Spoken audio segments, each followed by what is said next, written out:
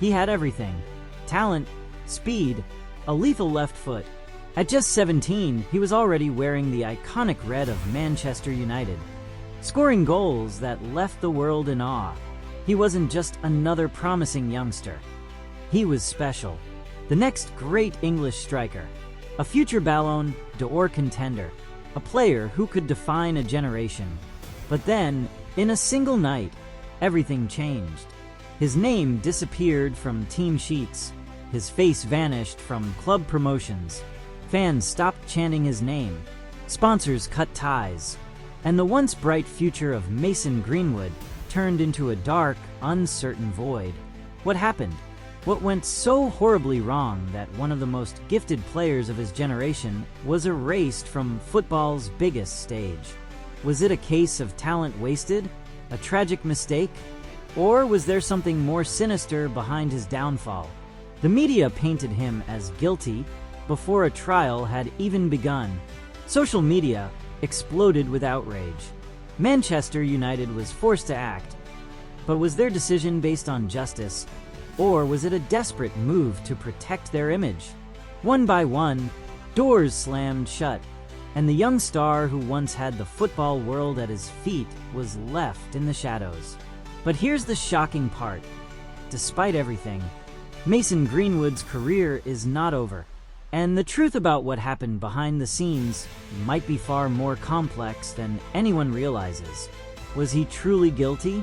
Was he a victim of cancel culture? Or is there another side to this story that the world refused to see? This is not just a football story. This is a rise and fall like no other. A tale of brilliance and self-destruction, of adoration and betrayal. A career that soared to impossible heights before plummeting into darkness. But beneath the headlines, beyond the controversy, lies a truth that was never fully told. A truth that could change everything. And just when it seemed like his story had reached its final chapter, something happened that no one saw coming. From the moment Mason Greenwood first kicked a ball, it was clear he was different. Born in Bradford, England, in 2001, he wasn't just another kid playing football in the streets. He was a natural. His left foot carried a kind of magic, a precision that seemed almost unnatural for someone so young. He wasn't just fast. He was explosive. He didn't just score goals. He dissected defenses with an ease that left coaches and scouts speechless. By the time he was 6, his name was already circulating among local academies, and it didn't take long before Manchester United came calling. At just 7 years old, Greenwood joined United's academy, a system that had produced legends like Ryan Giggs, Paul Scholes, and David Beckham. But even in a youth system filled with talent, Greenwood stood out. Coaches marveled at his composure, his technique, his ability to strike the ball cleanly with both feet, despite being predominantly left-footed. He was fearless, unpredictable, and dangerously clinical in front of goal. His rise through the ranks wasn't just impressive, it was frighteningly fast. By the time he was 15, whispers began to circulate that Greenwood wasn't just another promising prospect. He was special, the kind of talent that comes around once in a generation. The comparisons began almost immediately. Some said he had the raw explosiveness of a young Wayne Rooney.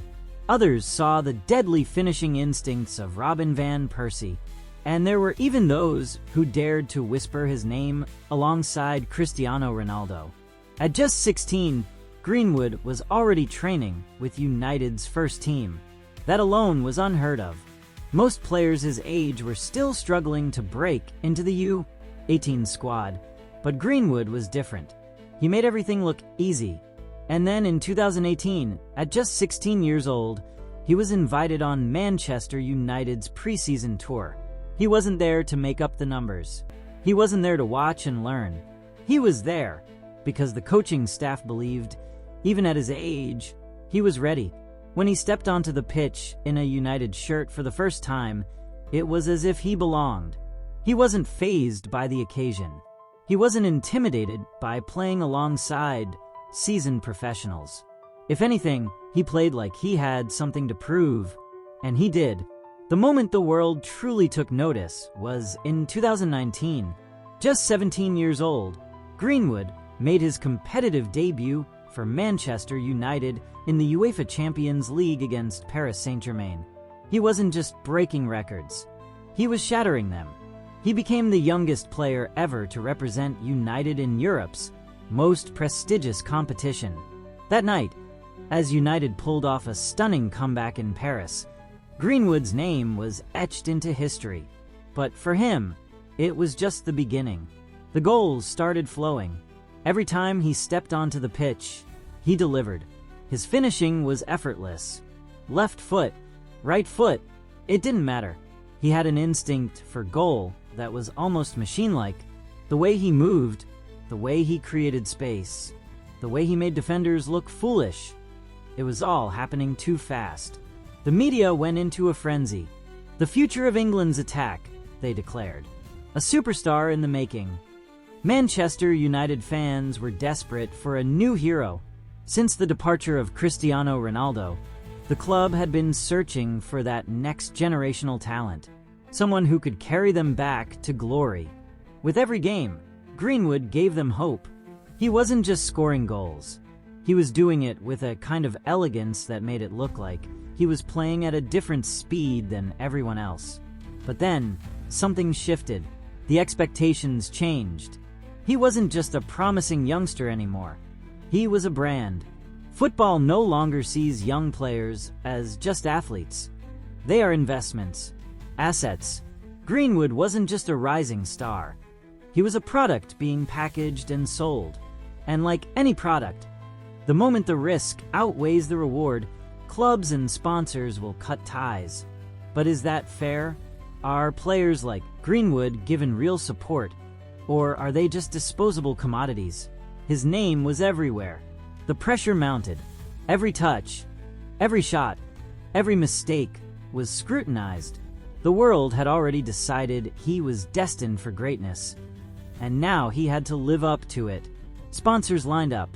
Media appearances increased. Social media exploded with clips of his goals, his skill, his potential. Every pundit had an opinion on where he ranked among football's next big stars. Some compared him to Kylian Mbappe. Others believed he was England's answer to Erling Haaland. But there was one problem. Greenwood was still just a teenager. He had barely lived outside of the academy bubble, and now he was expected to carry one of the biggest clubs in the world on his back. The fame, the fortune, the pressure, it was all happening too fast. And then came the turning point. A moment so small at first that most people didn't even notice. A shift in attitude, a glimpse of arrogance, a sign that maybe, just maybe, the weight of expectation was starting to affect him. The whispers began. Is he too confident? Is he getting distracted? Is he ready for the responsibility?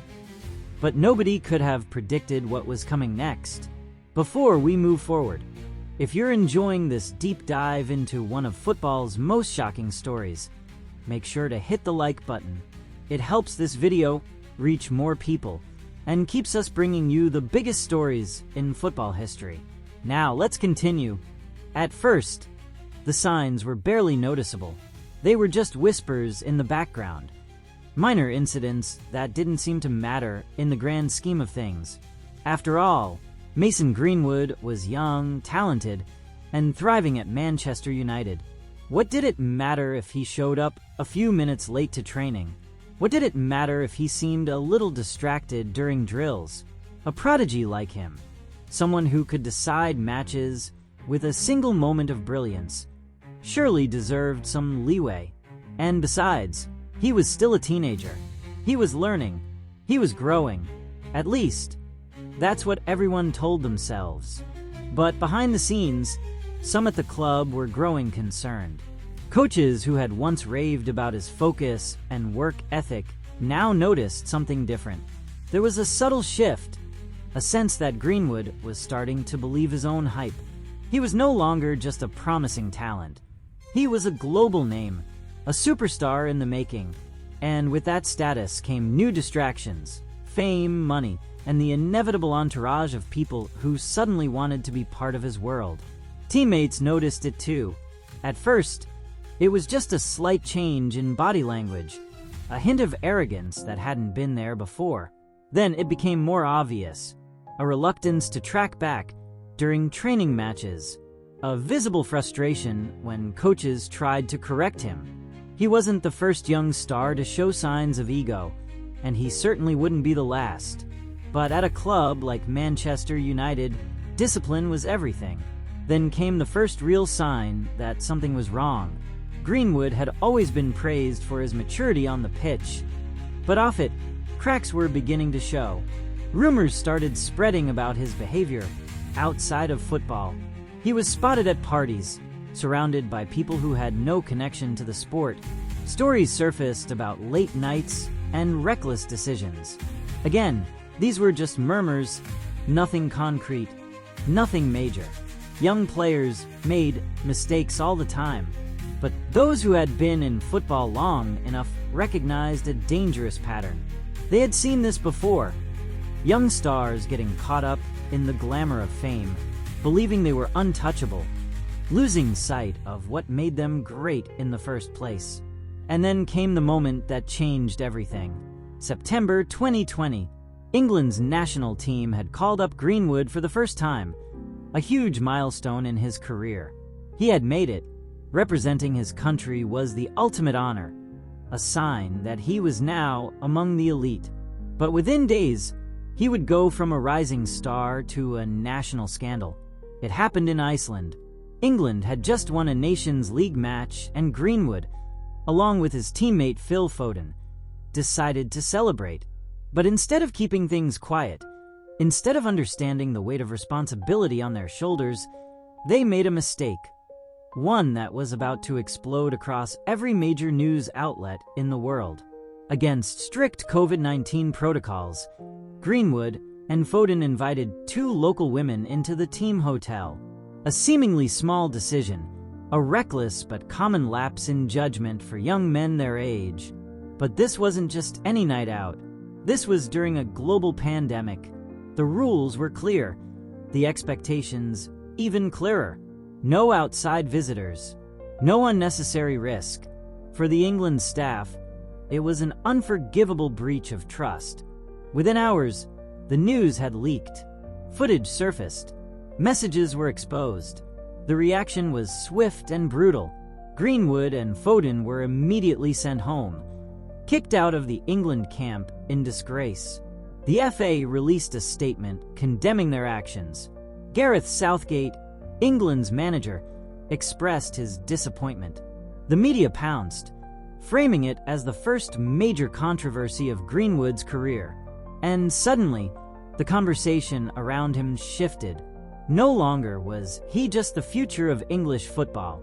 Now he was reckless. Now he was immature. Now, people were starting to wonder, was this just a one-time mistake, or the beginning of a downward spiral? For Manchester United, the situation was delicate.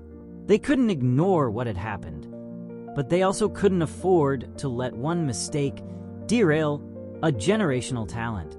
The club publicly supported Greenwood, but behind closed doors, there were serious discussions. This wasn't just about breaking COVID-19 protocols. It was about decision-making. It was about responsibility. It was about whether Greenwood understood what was at stake.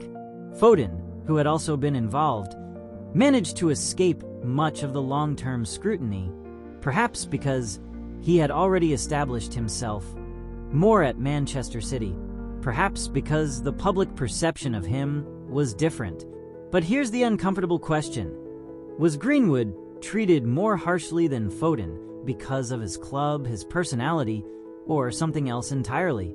Was this just about breaking the rules? Or was there a deeper bias at play in how the media and the public reacted? But for Greenwood, the backlash lingered. Some began to question his mentality. Others wondered if United would start looking at him differently.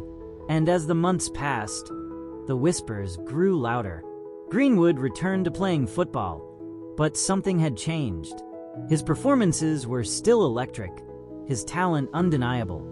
But there was an underlying tension, a sense that he was no longer just being judged for what he did on the pitch. Every action, every decision was now under a microscope. The smallest misstep could turn into a full-blown controversy.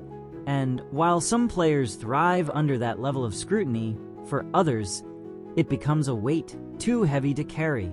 What happened in Iceland wasn't just an isolated incident. It was the first major public sign that Greenwood's career wasn't as bulletproof as many had thought. It was the first time the public saw a different side of him. The first time the idea of what could go wrong truly became real. But it was only the beginning, because what was coming next would make the Iceland scandal look like a minor misstep. A storm was brewing, one that would shake English football to its core, and Mason Greenwood was about to be at the center of it. It was a cold January night in 2022 when the football world stopped. At first, it seemed like any other evening. Matches were being played, transfer rumors dominated the headlines, and Manchester United fans were debating the team's form. But then, something happened, something that no one saw coming. A post appeared on social media, and within minutes, everything changed.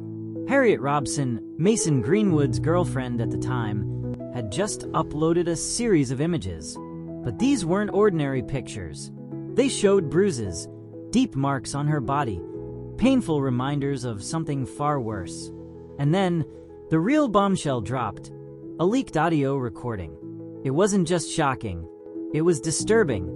A voice, allegedly Greenwood's, could be heard in an aggressive exchange, the kind of conversation that left no room for misunderstanding. And just like that, his world imploded. Social media exploded in ways no one could have predicted. Twitter, Instagram, and football forums across the globe turned into a battlefield. Fans, journalists, and even former players reacted in disbelief. The outrage was instant, merciless, and absolute. Greenwood is done. The words spread like wildfire. His name wasn't trending because of a goal, a transfer, or a performance. It was trending because, in the eyes of millions, his career was over before he even had a chance to reach his peak. The backlash was immediate and brutal. Screenshots of the images circulated at an uncontrollable pace. The audio clip was replayed thousands of times. The outrage wasn't confined to football. It transcended the sport. Celebrities, activists, and even people who had never followed Greenwood's career were calling for consequences. It was no longer a debate. It was a verdict. Inside Old Trafford, panic set in. Manchester United's board had no time to process what was happening. Their young star, the player they had invested in, the face of their future, was now at the center of one of the biggest scandals the club had ever seen. The pressure was unbearable. The media demanded a response.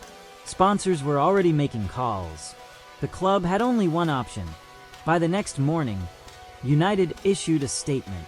Mason Greenwood was suspended indefinitely. No training, no matches, no involvement with the team. Effective immediately. It was a drastic move, but one they had no choice but to take. And yet, even as the club tried to contain the fallout, the damage spread further. The consequences were swift, and they were merciless. Nike, one of the most powerful sports brands in the world, cut ties with him. EA Sports removed him from FIFA 22, erasing his digital presence. His name vanished from Manchester United's online store. No jerseys, no merchandise. He was being erased in real time. And then it got worse. Greater Manchester police got involved. Greenwood was arrested, taken into custody, and placed under investigation for serious allegations. It was no longer just about football. This was real. This was life-changing. If found guilty, he wasn't just facing a ban from football. He was facing the possibility of prison. Fans who once defended him started to go silent. Supporters who had celebrated his goals now refused to even say his name. Old interviews resurfaced. painting a picture of a player whose confidence sometimes crossed into arrogance.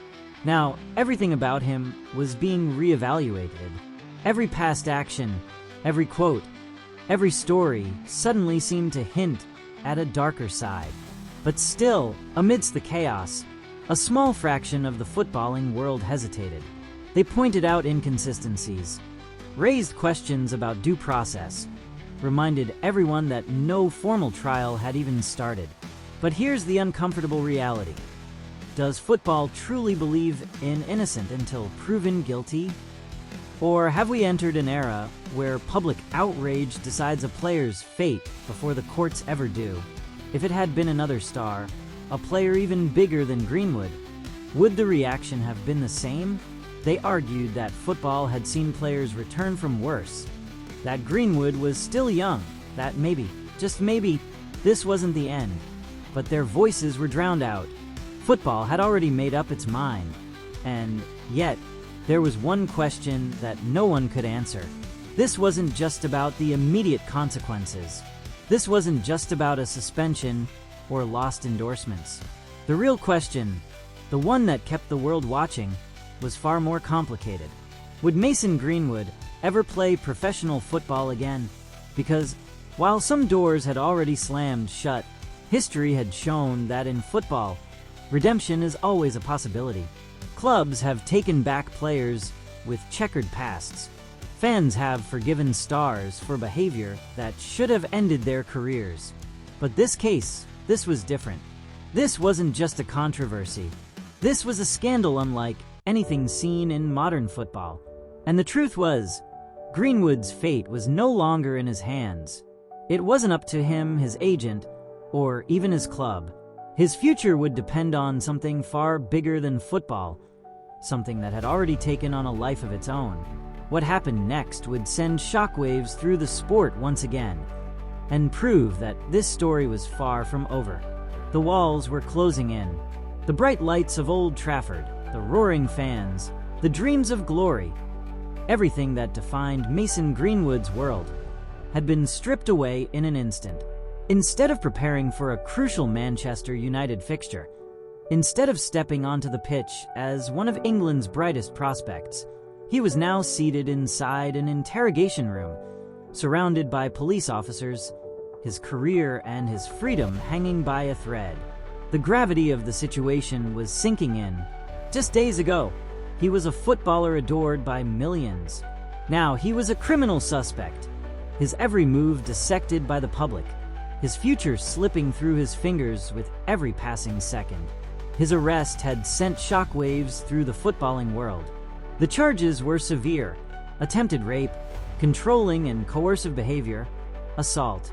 The accusations weren't vague, they were detailed, specific, and, in the eyes of many, damning. His name was dragged across headlines worldwide. Newspapers didn't hold back, calling it one of the most disgraceful scandals ever linked to an English footballer. Social media had already delivered its verdict. His images were no longer on club posters or match promotions. They were now mugshots, circulating across news sites like the downfall of a fallen idol. As he sat in that cold, sterile interrogation room, his world was spiraling. The questions came fast and hard. The officers weren't just looking for explanations. They were looking for the truth, or at least the truth they believed to be evident in the images and audio that had gone viral. Every answer he gave was being dissected, analyzed, tested for inconsistencies. This was no longer about football. This was about whether Mason Greenwood would ever walk free again. Meanwhile, outside those walls, a different kind of battle was being fought. The public was divided.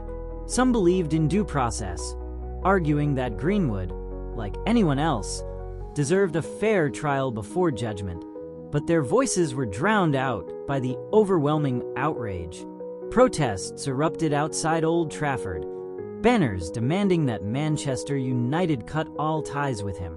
His name was removed from merchandise. His teammates distanced themselves.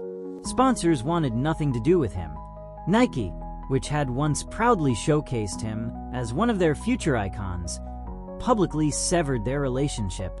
EA Sports erased him from FIFA 22. Broadcasters stopped showing his highlights. In the eyes of the world, Greenwood was no longer a footballer. He was a pariah. And yet, amidst all of this, Greenwood himself remained silent. No public statements, no interviews, no attempts to explain his side. His legal team advised him to say nothing, to let the process play out. But the silence only fueled the fire. The media filled in the gaps, speculating on his future, debating whether this was a career-ending scandal or just another temporary controversy in a sport that had seen its fair share of redemption arcs. But as the legal proceedings advanced, something happened that no one expected. What had seemed like an open and shut case began to show cracks. The prosecution, which had been confident in its charges, started to encounter problems. Witnesses who had initially given detailed statements began to withdraw them. Reports surfaced that some key testimonies were no longer legally viable. The once airtight case was now falling apart piece by piece. By early 2023, the momentum had shifted. What once looked like an inevitable conviction now seemed far less certain. The whispers began. Could Greenwood walk free? Was the case against him collapsing?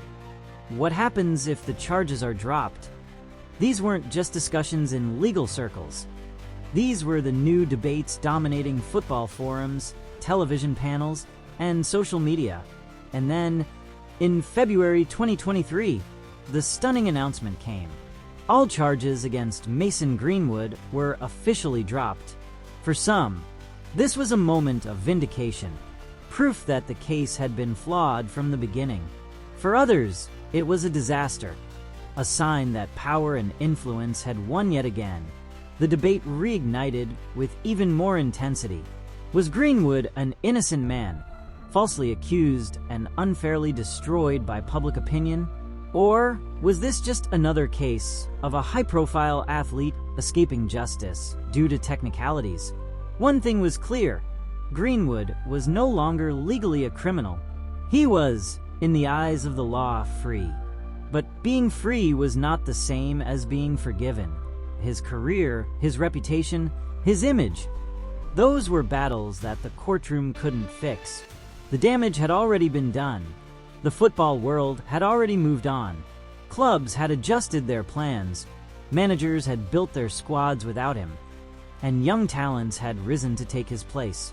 The moment he had been erased from Manchester United's squad list, someone else had filled that spot. The game had continued without him. And now, the biggest question remained: would it ever welcome him back?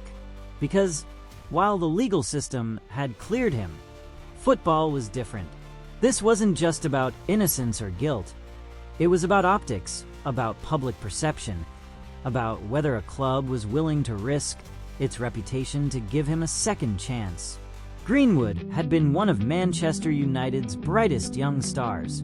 He had been labeled the future of English football. But now, the club that had nurtured him, that had built him into a superstar, was hesitating. And that was what truly shocked the football world. Manchester United did not bring him back. Why? The charges had been dropped. The legal battle was over. By all accounts, he should have been reinstated. And yet, the club remained silent, their decision unclear. Behind the scenes, discussions were happening. Some in the boardroom wanted him back. Others believed that allowing him to return would destroy Manchester United's public image beyond repair. The pressure wasn't just from fans, it was from sponsors, from media partners, from a global audience that had been watching every step of this case. Greenwood, for the first time in his life, was no longer in control of his own destiny. His talent wasn't the issue anymore. His skill on the ball, his finishing ability, his potential to become one of the best forwards in the world. None of that mattered if no club was willing to take the risk. But here's the real question. Was Greenwood truly denied a second chance because of his past? Or had football already decided that some players are too toxic to touch, no matter what the legal system says? If his name had been bigger, if he had already won trophies and Ballon d'Ors, would clubs have reacted differently? So why? Why was Mason Greenwood, once a cornerstone of United's future, now an outcast?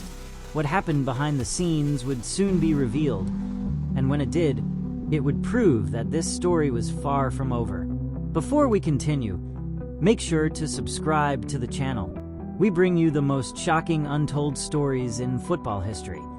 And trust me, the next part of Greenwood's story is something you don't want to miss.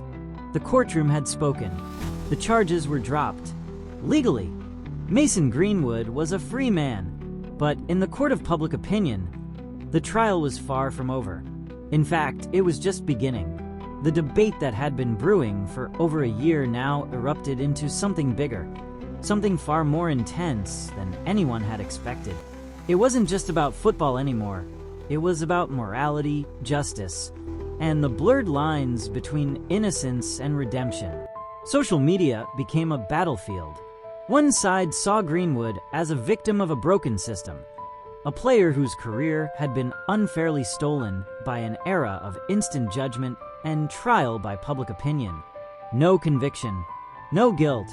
He deserves a second chance, they argued. But the other side was relentless. Charges dropped doesn't mean innocent, they countered. He should never be allowed back in football. Fans clashed online, in pubs, on radio call-in shows. Former players weighed in, some supporting his return, others saying he had no place in the game anymore. It was no longer a simple question of whether he was good enough to play. It was whether he even deserved to. And in the middle of this firestorm was Manchester United. The club that had nurtured Greenwood, turned him into a star, invested in him as their future, was now trapped in an impossible situation. They had a choice to make, but every possible outcome led to a disaster. Bring him back, and they would face backlash from fans, sponsors, and the media. Cut ties permanently, and they risked alienating those who still believed in second chances, including some of their own players. United's boardrooms became war rooms. Meetings stretched late into the night. Legal teams analyzing every angle. PR teams calculating the risks. What would happen if Greenwood returned? Would protests erupt outside Old Trafford? Would season ticket holders cancel their memberships? Would players refuse to share a dressing room with him? The pressure was unbearable. No matter what decision they made, they were walking into chaos. And then there were the sponsors. The business side of football is often hidden from fans. But make no mistake, corporate money has a powerful voice. And the message was clear. Brands associated with Manchester United, global corporations worth billions, didn't want Greenwood anywhere near their image. If the club reinstated him, some were prepared to walk away. And in modern football, money talks louder than anything. But here's where things got even more complicated. Football, as a sport, has a history of forgiving players for serious mistakes. There have been cases of stars convicted of crimes, yet they returned to the game. Clubs had looked the other way before, but for Greenwood, the rules seemed different. But why was Greenwood treated differently? Was it truly about morality, or was it about PR and brand protection? Football has overlooked worse scandals when the player was too valuable to lose. So, was this really about justice or just about business? The intensity of the backlash against him was unlike anything seen before. Why? Was it the power of social media, the new reality of cancel culture? Or was there something about his case, his personality, his image, that made him uniquely unforgivable? As days turned to weeks, the pressure on Manchester United became unbearable. Public statements from the club remained vague, carefully crafted to say everything and nothing at the same time. We are conducting an internal investigation. We will act in the best interest of the club. But fans weren't buying it. They wanted an answer. Would Greenwood ever wear the red shirt again? And then, finally, the decision came. Manchester United and Greenwood mutually agreed that he would not return to the club. It was framed as a respectful, professional decision, but everyone knew what it really meant. United had caved under the weight of the backlash. Greenwood was not coming back. He wasn't just leaving the club, he was being exiled. Greenwood was out of Manchester United. But exile in football doesn't mean the end. It means reinvention. It means a different stage, a different crowd, a different script. He was no longer a Premier League superstar, but he was still a player with unfinished business, a player whose name still carried weight, for better or worse. And while England had turned its back on him, elsewhere, the whispers had already begun, because for every club that feared signing him, there were others who saw an opportunity, a chance to bring in a world-class talent at a fraction of his worth. Some were motivated by footballing ambition, others by pure business. Greenwood wasn't just a player now, he was a gamble, a risk, a controversy waiting to explode. But in football, as brutal as it can be, talent always finds a way. Calls started coming in, some clubs in Europe, some beyond. Some were seriously considering it, others just testing the waters. Would the backlash follow him? Could he disappear into another league, start over, rebuild his name? Or would his past always cast a shadow over his future? And then, out of nowhere, a club made its move. A club willing to take the risk, to offer him what no English team dared. A second chance. But was this truly a lifeline or a dangerous gamble that could end in disaster? Because what happened next would prove that, for Mason Greenwood, the controversy was far from over. The decision had been made. Mason Greenwood would never play for Manchester United again. Officially, it was framed as a mutual agreement, a carefully crafted statement designed to sound professional, respectful, and final. But behind closed doors, the reality was far more chaotic, far more ruthless. This wasn't just about football anymore. This was about survival. Manchester United, one of the biggest clubs in the world, had been backed into a corner, forced to choose between loyalty to one of their most promising young players or protecting the billion-dollar empire they had built. And in the modern game, there was only ever going to be one winner. The pressure had been mounting for months, an invisible force pushing United toward an inevitable conclusion. Fans were divided, but the loudest voices were the ones demanding that Greenwood never step foot on the pitch for the club again. Protesters gathered outside Old Trafford, holding banners, chanting slogans. Every decision the club made was scrutinized under the harshest spotlight imaginable. The media was relentless, dissecting every angle, speculating on every possible outcome. Former players were called to give their opinions.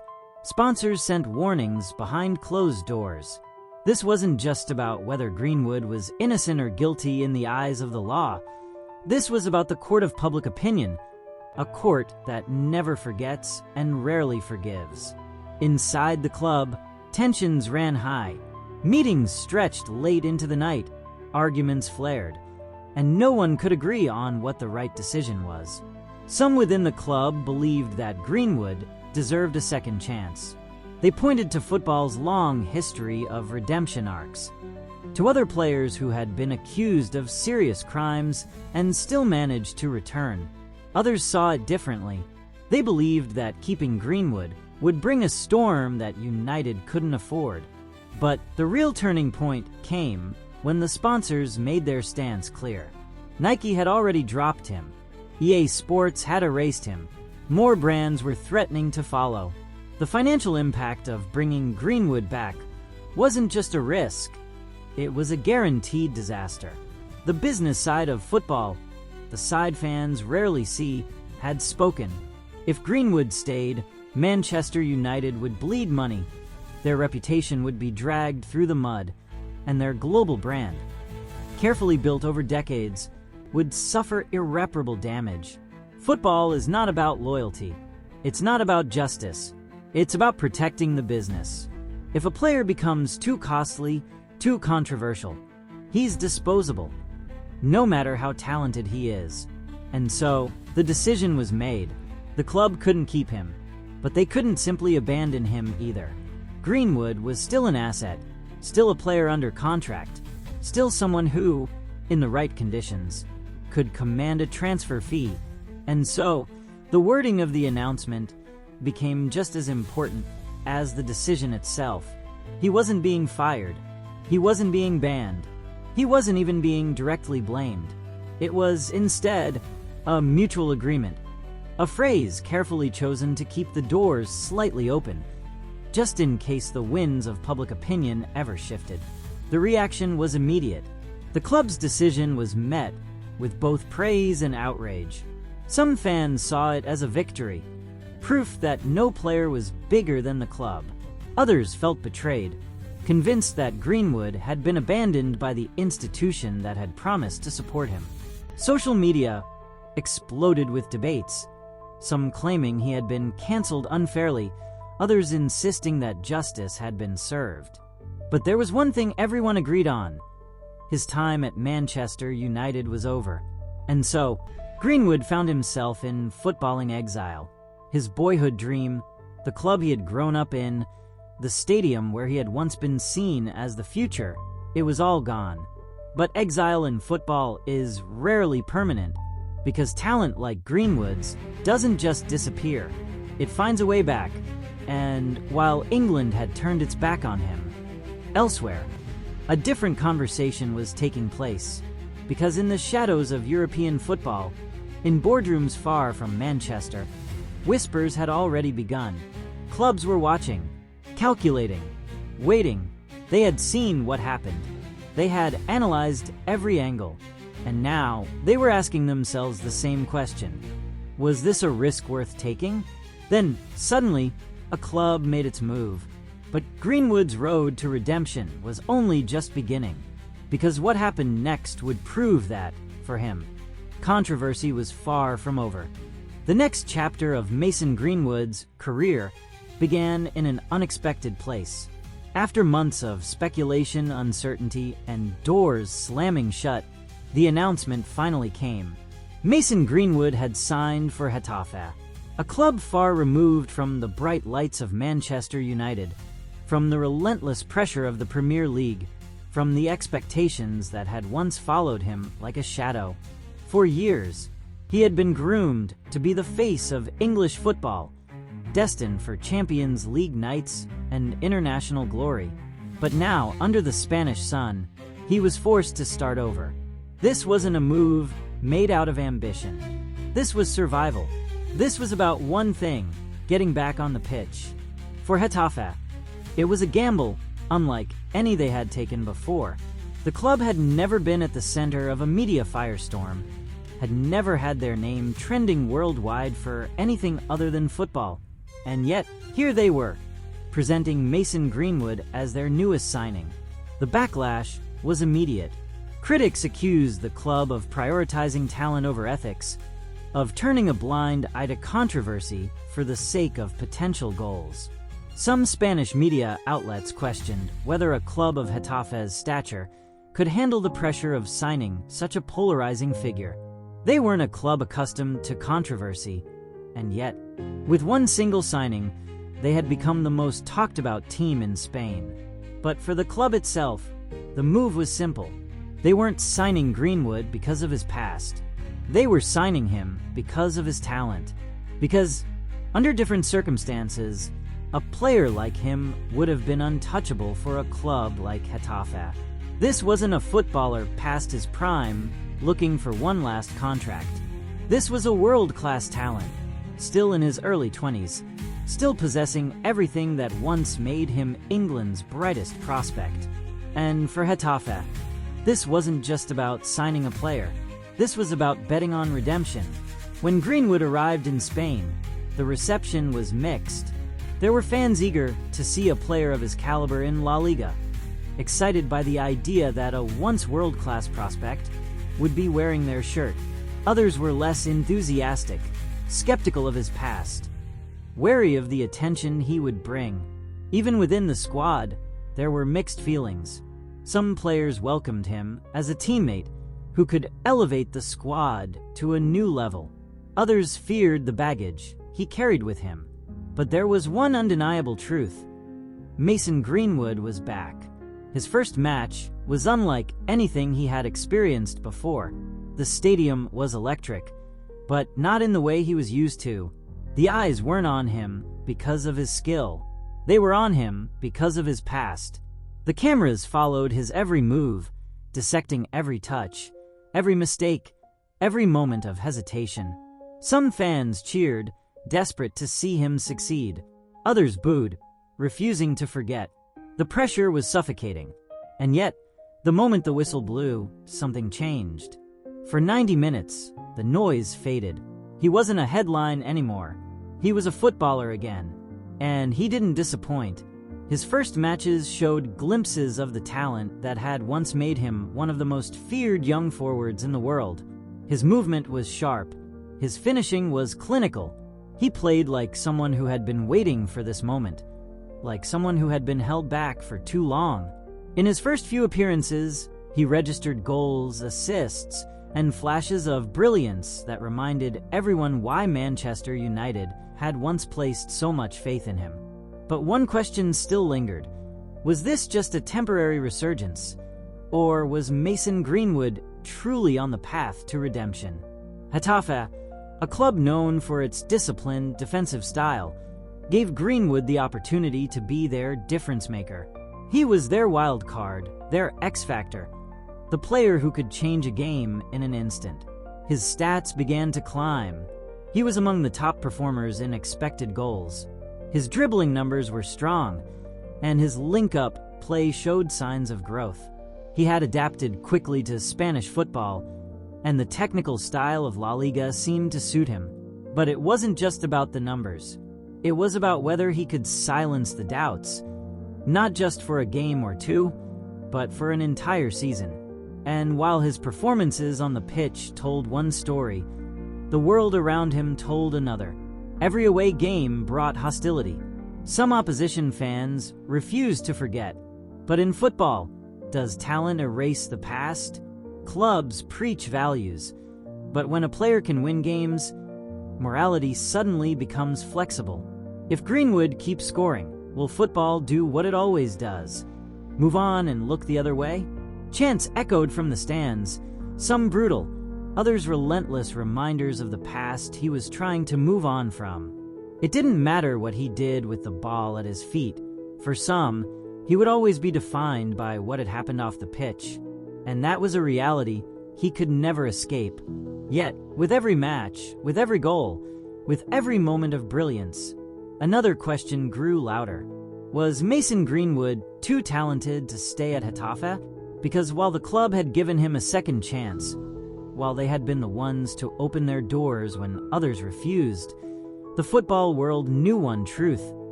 If he kept performing, bigger clubs would come calling. Scouts were watching. Clubs across Europe were monitoring his progress. They saw the same things everyone else did. The pace, the intelligence, the deadly finishing. The qualities that had once made him a generational talent hadn't faded. They had simply been buried under controversy. And now, with every goal, every assist, he was forcing the football world to ask a question they never thought they would need to ask again. How long before Greenwood was back at the top? As the season progressed, the whispers became more than just speculation. Agents made calls. Clubs in top leagues began evaluating whether the time was right. Would a Premier League team take the risk? Would a Champions League club be willing to ignore the past and focus only on what Greenwood could do on the pitch? Getafe was just the beginning. Because while some believed his career had ended the day he left Manchester United, Mason Greenwood had other plans. And what happened next would prove that his story was far from over. Let us know in the comments. Do you think Greenwood deserves a return to the top? Or should his past always define his future? No one saw it coming. After months of speculation, whispers of potential moves, and countless debates about his future, Mason Greenwood had signed for Olympique de Marseille. The announcement sent shockwaves through the football world. For some, it was confirmation that his career was far from over. For others, it was yet another controversial decision in a saga that refused to fade away. But one thing was undeniable. Mason Greenwood was back in a top European league. The move itself was a statement. Marseille, one of the most historic and passionate clubs in France, had taken a risk that no English club had dared to. The Premier League had distanced itself. La Liga had given him a temporary home at Getafe. But now, Ligue 1 would become the stage for his next chapter. Why Marseille? Why now? And perhaps the most important question of all, was this the first step toward redemption, or just another stop in an unpredictable journey? From the moment Greenwood touched down in France, the atmosphere was different. Getafe had been a club that gave him a second chance, but Marseille was something else entirely. This wasn't just a team, it was an institution. A club with a fan base known for its intensity, its passion, its unwavering demand for excellence. The Velodrome was no ordinary stadium. It was a fortress, a place where legends were made and broken. And now, Mason Greenwood was about to step onto that pitch. The reaction was immediate. Some Marseille fans welcomed the signing, thrilled at the prospect of a world-class talent joining their squad. Others were furious, questioning why their club would associate itself with a player whose name still carried so much controversy. Protests erupted online. Debates raged on television. And just like before, Greenwood found himself at the center of a storm. But this time, something was different. This time, there was an expectation that he wouldn't just play. He had to prove himself. His first training sessions with Marseille were electric. Teammates observed him closely, coaches pushed him hard, and the media watched his every move. Was he still the same player? Had the past 2 years taken a toll on him? His sharpness, his technique, his ability to glide past defenders, it was all still there. And as his first match approached, the anticipation reached a fever pitch. The day finally arrived. The Velodrome was packed, thousands of passionate Marseille fans, creating an atmosphere unlike anything Greenwood had experienced before. The moment his name was announced, the reaction was mixed. Cheers from some, boos from others. But none of it mattered once the game began. Greenwood's debut was nothing short of spectacular. Within minutes, he was making dangerous runs, linking up with his teammates, creating chances. Then it happened. A perfect through ball, a burst of acceleration, one-on-one with the goalkeeper. He took his shot, goal. The stadium erupted. His teammates surrounded him. For a brief moment, everything else disappeared. He wasn't the controversial figure, the player whose career had been nearly destroyed. He was just a footballer again. But football is never just about one game. One goal wouldn't erase the past.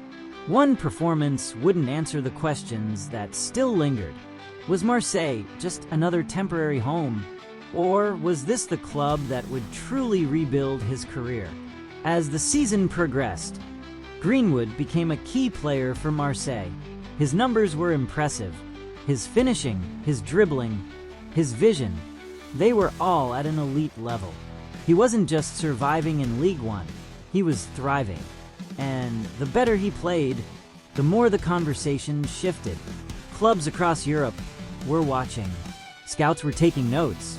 Whispers of a move to an even bigger club began to surface. But with success came renewed controversy. Every away game brought reminders of his past. Chants from opposing fans. Headlines that refused to move on. Football has always been a game of redemption, until it decides that some players don't deserve one. Greenwood's talent is undeniable, but in a sport that forgives some and erases others, is his future being decided by football or by something much bigger? Would he ever truly escape his reputation? Some argued that his performances should be enough. That football, at its core, is about talent, about what a player does on the pitch. Others refused to separate the man from the controversy, insisting that no matter how well he played, he should never return to the elite stage. And then, just when it seemed like things were settling, a new twist emerged. A club had been watching closely, a club much bigger than Marseille, a club that was ready to make a move that would change everything again. Because for Mason Greenwood, the journey was far from over, and what happened next would shock the football world once again. Mason Greenwood's career was once mapped out like a script written for greatness. From the moment he stepped onto the pitch as a teenager, it was clear this wasn't just another academy graduate. This was a player who moved differently, who struck the ball with an ease that made the impossible look routine. Defenders couldn't predict him. Goalkeepers couldn't read him.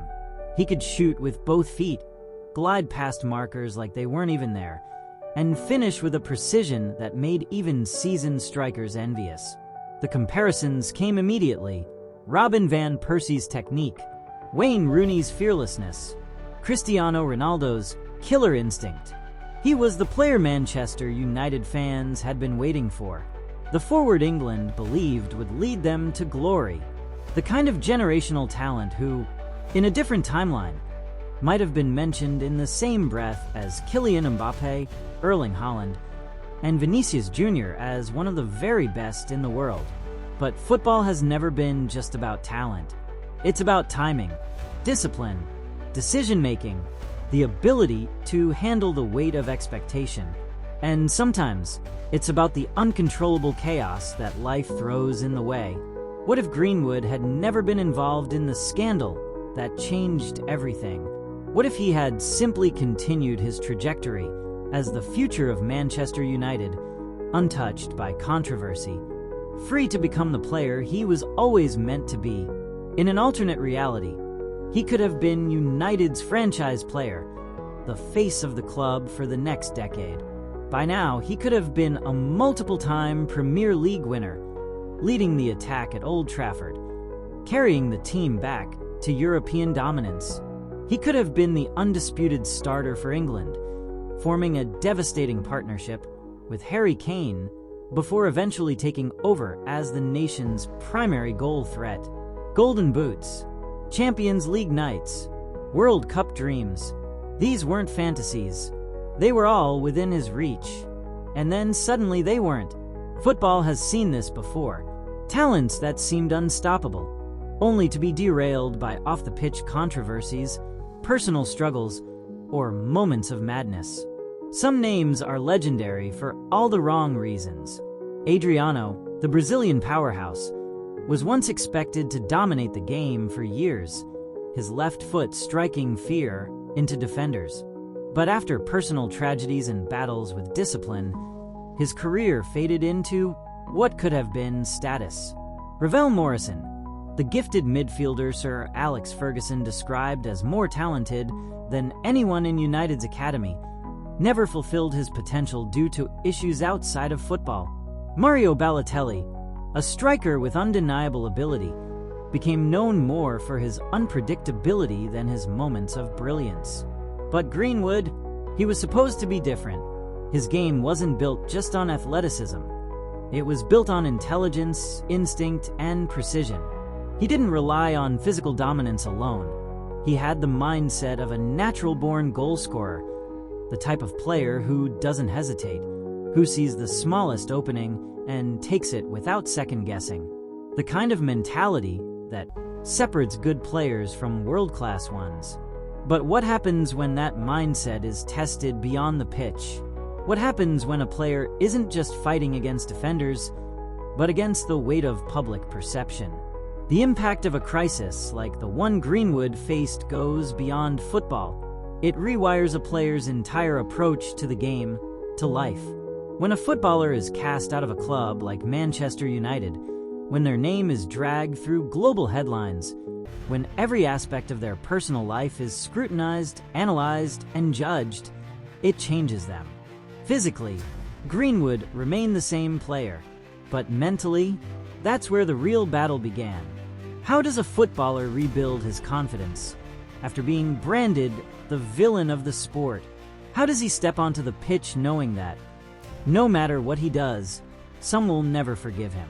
Some players thrive under adversity. They use criticism as fuel. They come back stronger. Others, they never fully recover. They hesitate. They second-guess themselves. They lose that split-second instinct that makes the difference at the highest level. Greenwood's talent was never in question, but his ability to handle the psychological warfare of a footballing comeback, that was the true test. Could he ignore the noise? Could he convince not just clubs, but fans, sponsors, and teammates that he was worth investing in again? And even if he could, was there still time to reach the level he was once destined for? Because football doesn't wait. For every player who falls, there's another ready to take their place. In this sport, you're only as valuable as your last performance. Football doesn't care about mistakes. It cares about what you can still offer. If Greenwood had already won a Ballon d'Or, would his road back have been easier? While Greenwood was fighting his way back, others were seizing the spotlight. The new generation was already here. Jude Bellingham running midfield battles in La Liga. Bukayo Saka becoming Arsenal's talisman. Phil Foden establishing himself as one of Manchester City's most important players. These were the players Greenwood had once been grouped with. Now, he was trying to prove he still belonged. Some believed his career had been permanently derailed, that no matter how well he played, he would never be accepted at the highest level again. Others saw a different possibility, a second chance, a redemption arc, a journey back to the top. But could he ever truly erase the stain of the past? Or was his name forever tied to a legacy of what could have been? Because the next chapter wasn't just about football. It was about rewriting a reputation. And that was an even bigger battle than anything that had ever happened on the pitch. And just when it seemed like his fate had been decided, when the football world thought it had seen the last twist in Mason Greenwood's story, something happened that no one expected. A moment that would shock everyone. A moment that would prove, once again, that in football, nothing is ever truly over. The media has always been a double-edged sword in football. It builds legends, turns players into icons, amplifies their triumphs, and immortalizes their moments of greatness. But just as quickly, it can tear them down. It can turn heroes into villains overnight. And for Mason Greenwood, that transformation happened at a speed few could have predicted. One day, he was the future of Manchester United.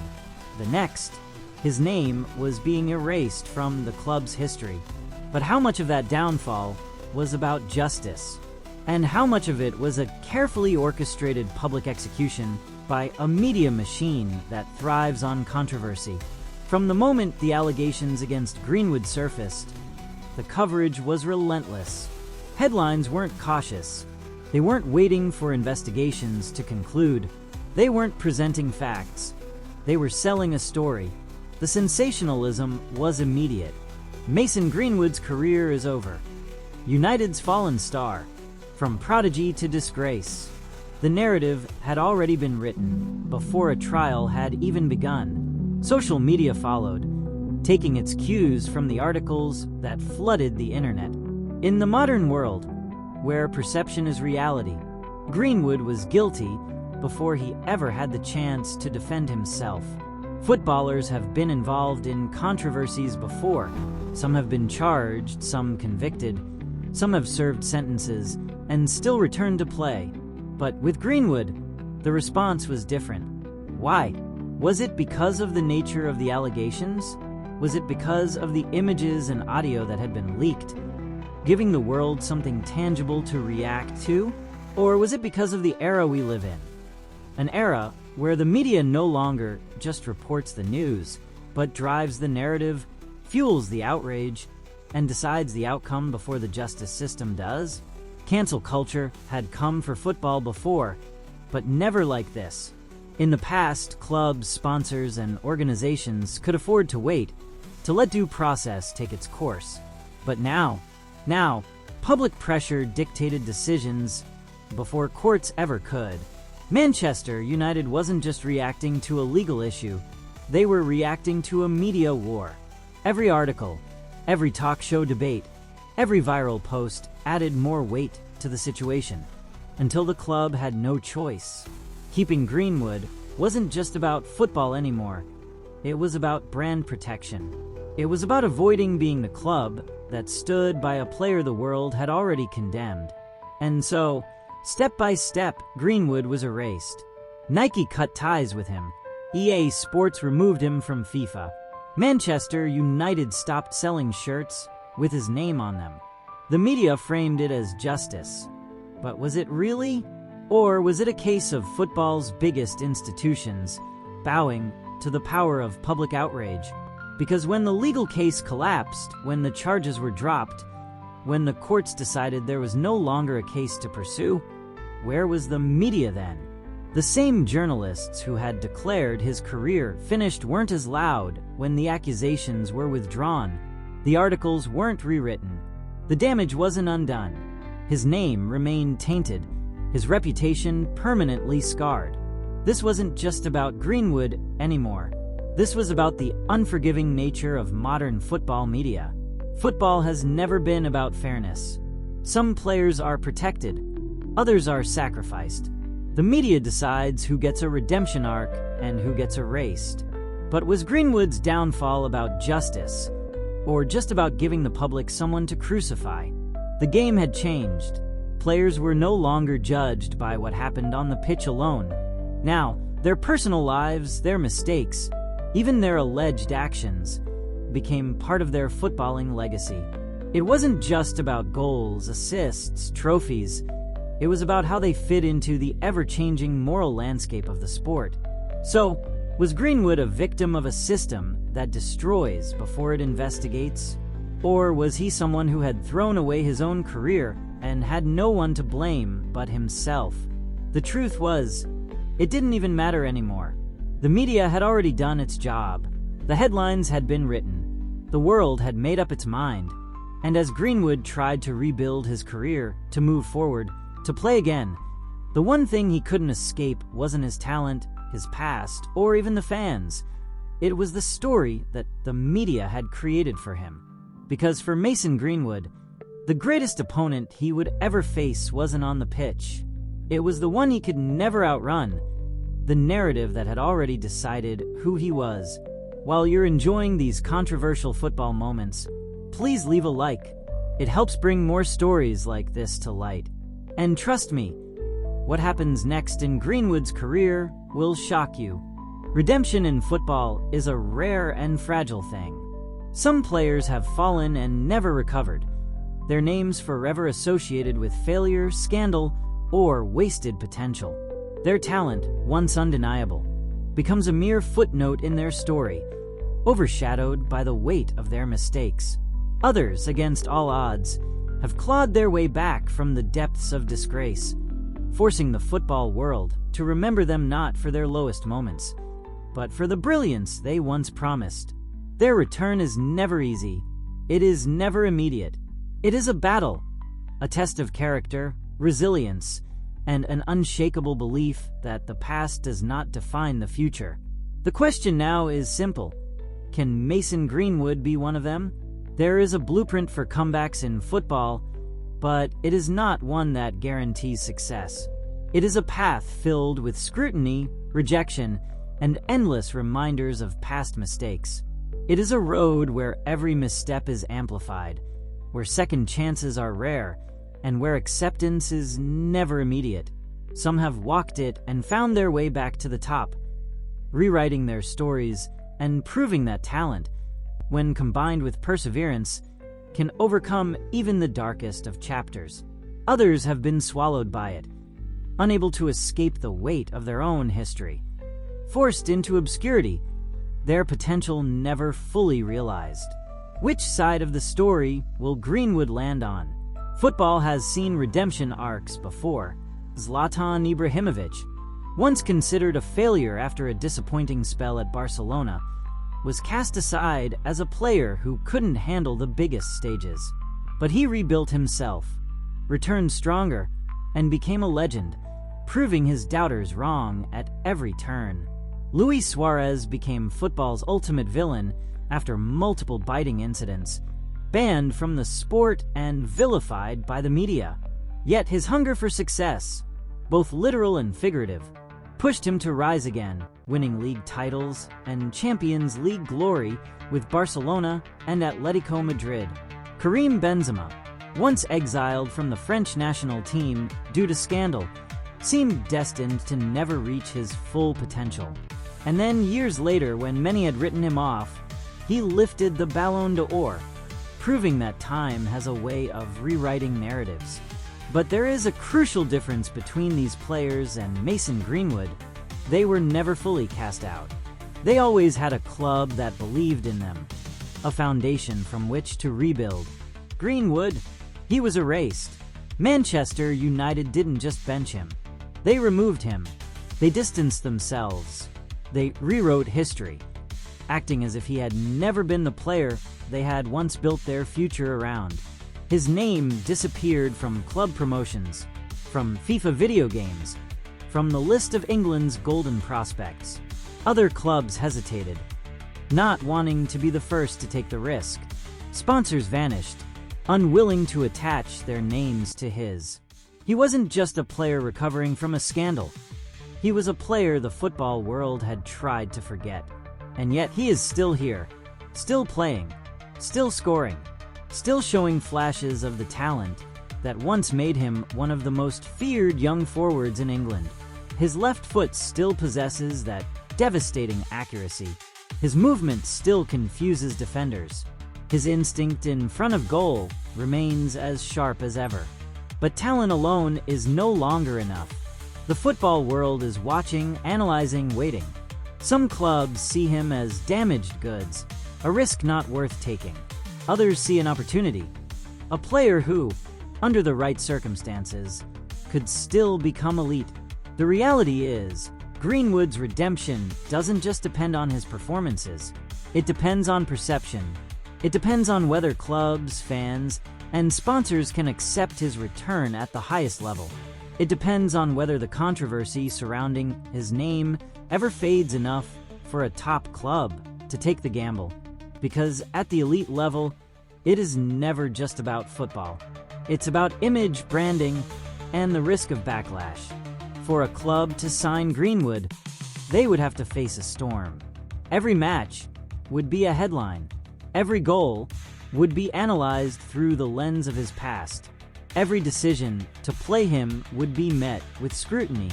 Some fans would refuse to accept him, no matter what he does on the pitch. Others would argue that football is about talent, about what happens in 90 minutes, not outside of it. But football is ruthless. In the end, the sport moves on, with or without you. There will always be another star, another young prodigy ready to take the spotlight. Greenwood's window for redemption is closing. In football, talent forgives everything, until it doesn't. Some players return as heroes, others are erased forever. Greenwood is fighting against more than defenders now. He's fighting against time, perception, and a game that moves on without hesitation. But when the dust settles, will he be remembered as a fallen star, or as football's greatest comeback? He is no longer the future of Manchester United. He is no longer the next big thing in English football. If he is to return to the top, it must happen soon. So the question remains, will a big club take that risk? Will a team, desperate for a goal scorer, willing to look past the noise, decide that Greenwood is worth it? Will his name ever be spoken in the same conversations as the best again? Because while many believe his time at the top is over, history has proven one undeniable truth. Football always loves a comeback story, and Mason Greenwood's story is far from over. Hit that subscribe button, and don't miss the most shocking untold stories in football history. What happens next in Greenwood's career might be the most shocking twist yet. The story of Mason Greenwood is far from simple. It is not just about football, talent, or even redemption. It is about perception, power, and the way modern football dictates who gets a second chance and who is left behind. His rise was meteoric, his fall catastrophic, and now he stands at a crossroads where few have successfully returned. Some believe he deserves another opportunity, that his past should not define his future, that football is full of players who made mistakes yet found their way back. Others argue that no matter what he does on the pitch, the weight of past actions will always overshadow his career. But where does the truth lie? The debate rages on, fueled by emotion, divided by perspective. Should Greenwood be allowed to return to the highest level of football? Or has his name been permanently attached to a past that no club wants to be associated with? The reality is, no matter how many goals he scores, no matter how well he plays, his reputation will always be part of the conversation. Every move he makes, every club that considers signing him, every fan base that welcomes or rejects him, it all plays into the larger question. Can football truly separate the player from the person? There was a time when clubs judged players purely by what they did on the pitch. Talent was the ultimate currency, but the modern game is different. Football is no longer just a sport. It is a global empire, a billion-dollar industry built on sponsorship deals, social media influence, and public perception. Signing Greenwood would not just be about adding a player to the squad. It would be a statement, a risk, a controversy waiting to explode. Some clubs operate on pure pragmatism. They know that talent wins games, and winning games means success. There have been cases of players returning from worse scandals, cases where clubs ignored public outrage in favor of performance. In football, nothing is ever truly forgotten, but some things are eventually forgiven. So why is Greenwood different? Why has his name become untouchable when others have walked this path and returned? The answer lies not just in his past, but in how the modern world reacts to it. Social media has changed everything. Greenwood was not just judged in court, he was judged by millions online, in real time, by people who would never let his name be separated from his mistakes. The media fueled the outrage. The brands distanced themselves, and clubs, afraid of backlash, stayed silent.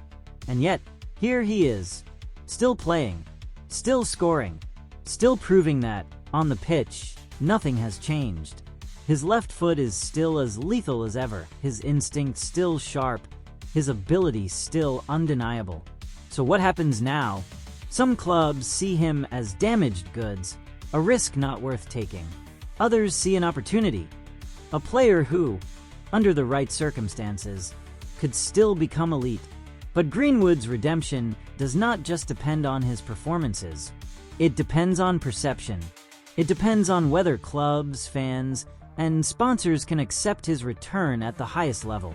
It depends on whether the controversy surrounding his name ever fades enough for a top club to take the gamble. Because in football, it is never just about skill. It is about narrative, image, the risk of backlash. For a club to sign Greenwood, they would have to face a storm. Every match would be a headline. Every goal would be analyzed beyond football. Every decision to play him would be met with scrutiny. Some fans would refuse to accept him, no matter what he does on the pitch. Others would argue that football is about what happens in those 90 minutes, not outside of them. But football is ruthless. The sport moves on with or without you. There will always be another star, another young prodigy ready to take the spotlight. Greenwood's window for redemption is closing. He is no longer the future of Manchester United. He is no longer the next big thing in English football. If he is to return to the top, it must happen soon. So we turn to you. Does Greenwood deserve a second chance? If you were a club owner, would you take the risk and sign him? Would you prioritize talent over controversy? Or would you decide that his time at the top is over, that some stories don't get a redemption arc? And perhaps the biggest question of all, what was the biggest mistake of his career? Was it the incident itself, the way he handled the aftermath, the clubs that distanced themselves too soon? These are the kinds of football debates that never truly have one answer. The conversations that define legacies and reshape the way we see the game. Because history has shown that football loves a comeback story, but not every player gets one. And if you thought this story was insane, wait until you hear about this player. Click here to watch now. The next story is even more shocking, and you won't believe how it ends.